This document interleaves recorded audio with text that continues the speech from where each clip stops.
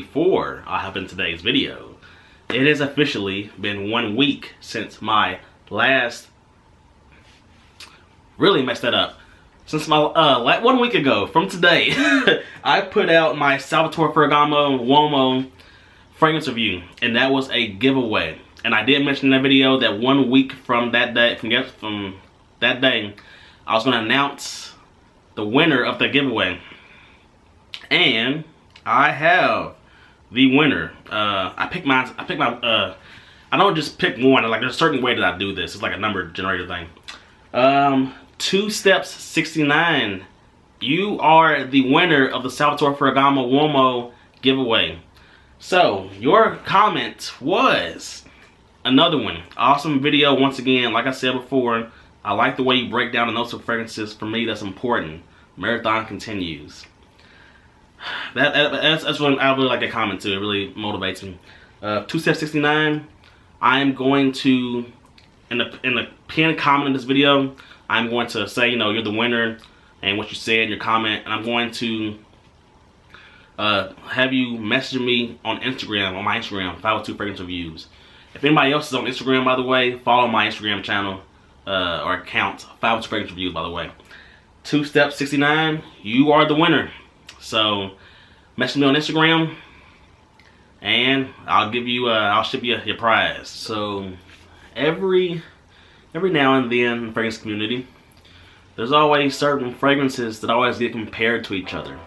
A lot of similarities. People in Facebook groups, they comment, how close is this fragrance to this fragrance? I've heard they're similar. Is this like this? Is this like this? And honestly, that's what's giving me inspiration for this series right here that I got going on my channel. What's up, everybody? My name is Justin. Welcome to my channel, 502 Fragrance Reviews, where go my channel to give you amazing recommendations, great fragrances, while at the same time bridging the gap between those that are in the fragrance community and those that are the average consumers. So this is another week now. I like having these different types of series on my channel because I can provide you guys consistent content while at the same time bringing in more videos that's more unique. But let's focus on my series this right now that you're watching. You can tell by the title. This is another week, so this is another episode of the Versus series, or fragrance battles. This week, because the weather is definitely cooler right now, we're in the winter time, I'm wanting to kind of focus on fragrances that I can find that are similar, that's more so, you know, fall, winter, cooler weather fragrances. And today, I've got 2 very nice fragrances that get compared a lot in the fragrance community. Today, guys, we have Thierry Mugler's Pure Havane versus Xerjoff's Naxos. These 2.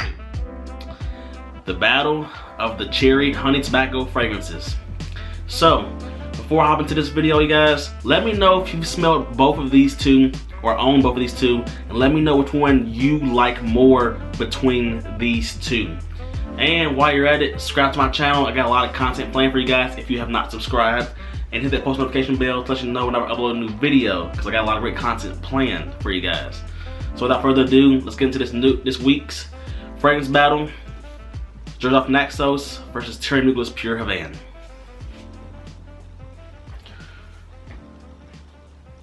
So when it comes to these 2 fragrances right here, when we talk about release dates, I do want to cover this in every single one of my Versus series battles. This fragrance right here, Thierry Mugler's Pure Havane, this one came out first. This came out in 2012, I believe. If I'm incorrect, I'm going to put the text right here. 2012. And 4 years later, Xerjoff's Naxos came out in 2016. Is it safe to say that Naxos was inspired by Pure Havane because they're so similar? You could make that argument. There's no factual evidence out there to say that Xerjoff said, hey, we was inspired by Thierry Mugler, but the scent's close, so you can make that argument.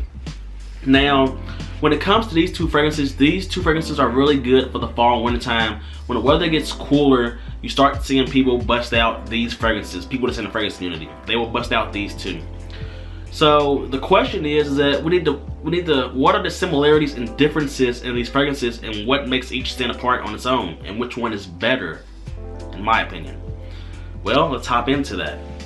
So we're going to start off with Mugler Pure Havane because it came out first. This one right here is really dominant in honey, tobacco, and patchouli. So this fragrance, if you spray this, it's really nice. You get a really nice pipe cherry tobacco smell, but it's got an underlying gourmand quality to it, and that is from the honey, yes, but you also got a really prominent cacao note in here, and you got vanilla as well. Even though this is a nice cherry tobacco fragrance, it definitely has a gourmand quality to it because of the sweeter notes, but also you get a nice earthiness from the patchouli. And you got the Amen DNA, which is the patchouli, of course. But overall wise, this is a solid fragrance when it comes to, it's a cherry tobacco fragrance that it's got nice gourmand qualities. When it comes to Naxos, however, yes, this is a cherry tobacco fragrance that's dominant in honey and tobacco, just like Pure Havane. But to me, it doesn't lean as gourmand as the Pure Havane. This to me leans more aromatic. This does not have the cacao and patchouli that Pure Havane does. Instead, to me, it's definitely fresher from the bergamot, lemon, and lavender that's in this fragrance, especially the lavender, guys. The lavender gives it a really nice aromaticness, and lavender is what's replaced of the patchouli and Pure Havane. And then there's also a prominent tonka bean in here that replaces the cacao in Pure Havane. So there is still a sweetness from here, of course, from the honey, but you got tonka bean, and the vanilla is still in here as well. The vanilla is in both, but this to me is fresher, especially in the opening. Naxos is fresher, but still rich, and it's definitely, the lavender is a really nice touch. It's trying to fougere it up a little bit. It's trying to add a little bit of a fougere vibe. When it comes to these two fragrances, I do think that any guy of any age can wear either one. However, and take this with a grain of salt, guys, I do think that Naxos is more grown up than Pure Havane. That, I'm stretching it when I say that, but I just think that the citruses and especially the lavender that's in here, you know, lavender is used in a lot of masculine fragrances, aromatic fougères. The lavender that's in here in combination with that honey cherry tobacco, it makes it more mature to me. Whereas Pure Havane is, an older guy can still wear it. You still can, it's just because it's got more of a gourmand edge, it's not as aromatic. It's leaning a little bit younger, but that's really stretching it. Seriously, it is. When it comes to versatility, these two are spot on. These two to me are nice fall winter fragrances. I do think that because Naxos opens up fresher, it's got aromaticness to it, you could wear this in the springtime. You can wear fragrances whenever you want, but I do think it's gonna be worn in the spring as well. So I'm gonna say fall, winter, and spring, but I wouldn't wear this in the spring. I would just wear it in the fall, winter time. Occasions, they're tit for tat. They're spot on. You can wear either one of these in a casual setting, a date night setting. It'd be a killer in date night. A formal setting, a night out clubbing setting. I think these are gonna be brutal. I do think that this is more for like the bar or club scenario. That's really stretching it, guys. I mean, it's stretching it. It's more for the bar. It's like more juvenile feel. But Naxos is more so for your lounge, your laid back lounge setting. Casual, great. Formal, great. Date night, great. In the office work type environment, you're good as well. These do knock out the occasions just fine in the cooler weather. When it comes to the longevity and scent trail projection, these two, once again, they're close. They really are. I get around 7 to 8 hours on this with Pure Havane, with solid projection and sillage or scent trail for the first hour and a half. But I do get a little bit better performance out of Naxos. I get around 8 to 10 hours out of this with solid projection and scent trail for the first 2 hours. But they're both solid. So just because this edges it out a little bit over this, I mean, that's just something minor because at least on my skin, I get good performance out of both. And the last thing I want to cover with you guys is the price. This is where there is a difference, a nice difference. So with Mugler Pure Havane, you can't find this in department stores, sadly. If you have though, correct me, but I don't think you can find this in Macy's, Dillard's, Sephora, Ulta, JCPenney's, those stores. I don't think you can. I'm almost certain you can't. But this on discounter sites is around the $80 range. It's around the 80 bucks. Whereas Naxos, which I don't think you can find on discounters, I could be wrong once again, but I don't think you find this on discounters. So going off retail price, you can find this for 220 bucks. So 220 bucks to 80 bucks. That is definitely a big difference in price. I will say this, quality wise, I do think the Xerjoff is more refined than the Pure Havane. That doesn't mean too much to me though, because I enjoy Pure Havane a lot, I really do. But this is more refined, and I think the price tag reflects that. Just higher quality ingredients, most likely.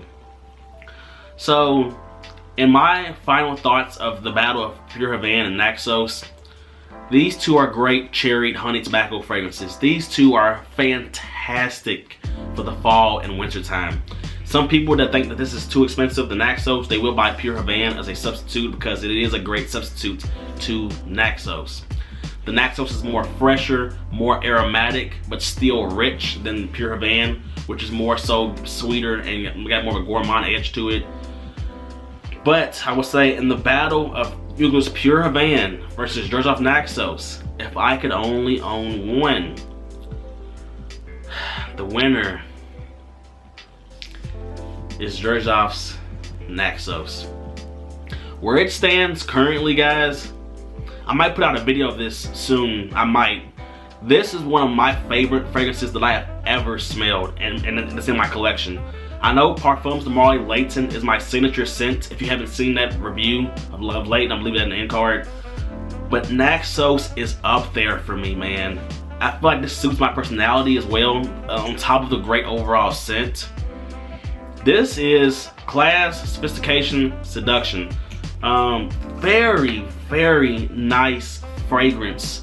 I gotta give it to the Xerjoff, man. This fragrance right here is hyped pretty high in the fragrance community, and I do think the hype is well deserved. So in today's fragrance battle, the winner is Xerjoff's Naxos. And that's all I got for you guys today, man. This is another week, another fragrance battle. I like these versus series. If there's any other fragrances like that you want to see put against each other, let me know in the comment section below. Because as y'all know, I do look at the comments all the time, and I reply to everybody's comments.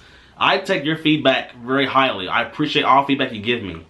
So let me know in the comment section below if there's another battle that you want to see coming up soon. Give me some suggestions. Also, in your personal opinion, if you smell both of these two, which one do you like more? Pure Havane or Xerjoff Naxos? So that's all I got for you guys today, man. I hope you have a great day or night, evening, afternoon. Yeah. Till next time.